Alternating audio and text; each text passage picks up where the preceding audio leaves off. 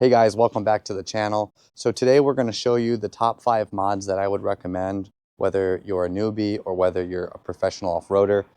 Our first mod that we're going to dive into is going to be your tires. Your tires are what get you places. So let's check mine out and then I can give you some recommendations as to what kind of tires you should be using and why. So this is a 275 70R 18 Nitto Trail Grappler. This is a mud terrain, okay? It's very aggressive, has a big sidewall, very aggressive sidewall. It's aggressive on the road. It does suck your fuel mileage, and but it will get you anywhere on the trail. And you can tell I've been beating it up. You can see that it's gone through the ringer here. So if you're on-road driving, off-road driving, maybe you're just doing a hybrid, you're still your daily driver, kind of like me, this may not be the best tire for you because it is very aggressive on the road. It's kind of loud. You might want to consider a Nitto Trail Ridge Grappler, which is their all-terrain.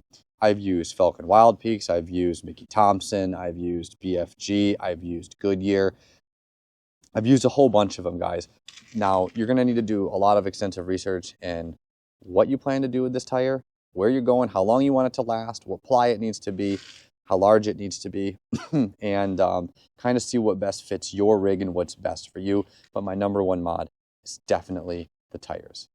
Don't ever discount or forget the tires because it's going to get you where you want to go. Now, with that being said, we're going to go to our second mod, which kind of has something to do with these. Your second mod should be a lift kit leveling kit. Now, some would debate, should it be your first mod? Because you have to lift the truck to put the tires on. Yes. This truck did not need me to lift it to put the tires on. I already had a 2-inch lift. I put an additional 2-inch lift leveling kit, however you want to call it. I did not do a suspension lift per se. I didn't change any suspension components. I just added 2. So I've got a 2-inch level up suspension puck in the front, and I have a 1-inch add-a-leaf in the rear, which gave me an extra 700 pounds of payload capacity, which allowed me to put all of the bed rack and everything on there that you see. So when you come in and you look at the suspension, this is going to be something that you really are going to want to change up if you want to go higher, get to different places on those trails, get over different obstacles, and then put bigger tires on in order to lift that truck up off the ground. So we got 1 is your tires, we got 2 is your suspension. Definitely things to consider. There's a ton of different suspension companies out there. Read them all. They all have, I guess a benefit or a pro and a con to them. So read them all and get what's best for you and your rig and what you're doing with it. A lot of the different suspensions that I've seen over the years could be as cheap as $300 and as expensive as $5,000. So it's really depending on what you do and what you're going to use it for. For the third mod, we're going to go inside the Chevy Colorado. And you've heard me talk about this before if you've been on the channel. If not, and you're new to the channel, thanks for watching and subscribe. However, we're talking about the Banks Pedal Monster. The Banks Pedal Monster is the only modification that I've come across in my time doing this, and I've been doing this since I was like 15, that gives you the illusion of power. And what I mean by that is you don't have to spend a whole ton of money to get a whole ton of feel good out of the truck. The Banks Pedal Monster simply plugs in up here, plugs into your pedal, and plugs into your OBD port. Okay? Now what that means is that the Banks Pedal Monster gives you the illusion of power. What I mean by that is it takes the lag out of your pedal. So you can set it from City 1, I believe this one goes maybe up to 10 to 15. I'll put it in the video what this one goes up to, but it takes the lag out of your pedal. These trucks, cars, whatever you're using, Banks probably makes it for your vehicle, so check it out. But what it does is when I push on the pedal, it has to send a signal to the computer, to the throttle body, to open the throttle body, you get my point, right? This cuts that time nearly in half. It reduces it drastically. So you can put it up to sport, track mode, And I mean, this thing hauls. So what I mean by that is I didn't get any horsepower. It just eliminated the lag between the pedal pushes and what I want the computer to do.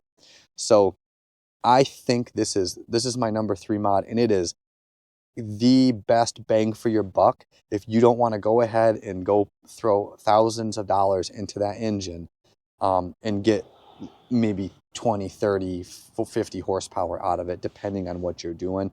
The Banks Pedal Monster is a fantastic option, and that is why it is in the top 5 mods for this video. All right, you're probably wondering, what's my number 4? The Bedrack. So what I mean by Bedrack is right here, my Extrusion Overland Bedrack. This one in particular is called an XTR1 because, and I have it where this actually comes up like that. Sometimes I forget that I leave this up, so luckily it doesn't stick way out.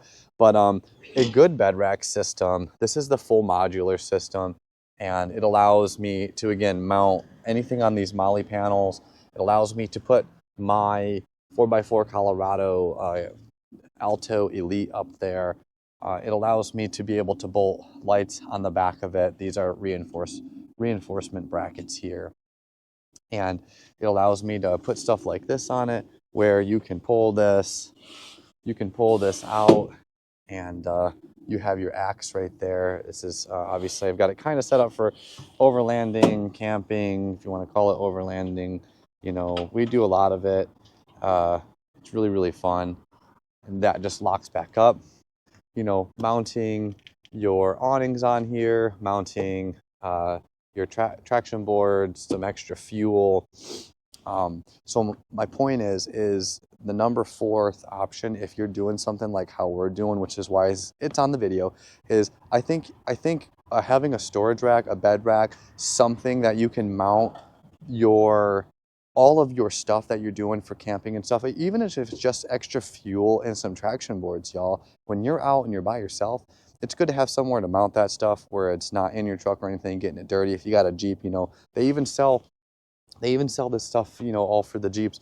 So even if you had, you know, a 4-door and you wanted to put it on the rear windows, they have really cool designs to have the ability to have like molly panels and stuff, so you can mount everything on it. So my 4th recommendation is to get a solid bed rack, right?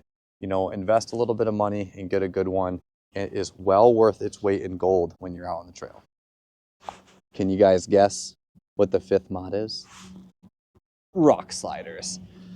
These are my N-Fab rock sliders, and they have been bumped, abused, scratched, and I even ripped off my rock lights that I had on them. And there's 2 different types of rock sliders. You've got a rocker mounted rock slider, which is what mine is. Basically means it's not frame mounted. I don't have a bolt going into my frame. It's not welded to the frame. A lot of people used to be under the impression that if the only way to go is frame mounted. I want to tell you that I used to think that way as well, and I don't agree with that anymore. N-Fab has 8 securing points on here, and I have hit rocks, I have slid down on them, and this thing has not bent and it has not moved. Some of the older versions of a rocker mounted rock slider, they've bent up and had a lot of issues. But I have to say, this one has done really, really well. I prefer frame mounted. I went with the rocker mounted, and they've done a great job. This is my 5th mod. If you are off-roading and you want to protect your rocker panel and you don't want to be smacking anything up on the underside of your truck, this is a very necessary mod. And I don't think you can go wrong with a frame mounted, and I don't think you can necessarily go wrong with a rocker mounted. Just make sure that it has enough secured points all along the body, so like a body mounted. Make sure it has enough points to secure to the body where it's actually going to be strong enough where if a point is damaged here, it's not going to bend it over here. So I hope these mods helped you out, but we're not done quite yet. I got one more bonus mod for you. You can call it 6. I'm going to call it a bonus mod. It's tinting your windows. Totally kidding. It's not tinting your windows. It is having a pod light, a ditch light, an auxiliary light whatever acronym or whatever you want to call them. These are my Novsight X series lights. These things are awesome. They're really easy to pop these caps off just like that, and you've got your LED lights. You pop these back on. Whoops. You pop it back on, and you have your amber lights. They're nice to have at night. It has a running light on it, so it gives your truck aesthetic. It just makes everything look better. You can use it at night. Sometimes I don't know if you guys have read before, if you have amber lights at night or during like low visibility, it is easier to see. Believe it or not, it is easier to see. Novsight makes a great light for your, good bang for your buck light. We do use them a lot. And I think they just look really cool. I think everything on the truck, it just looks really nice. This is, again, the Trail Boss, but this video is for anyone that wants to do any sort of modifications, guys. So I really hope that you enjoyed the video. I hope that whether you're new, experienced, maybe you got an idea, maybe you've seen something you liked out of the video. Thank you for watching. God bless, and have fun on those trails, guys. We only live once, so make it count.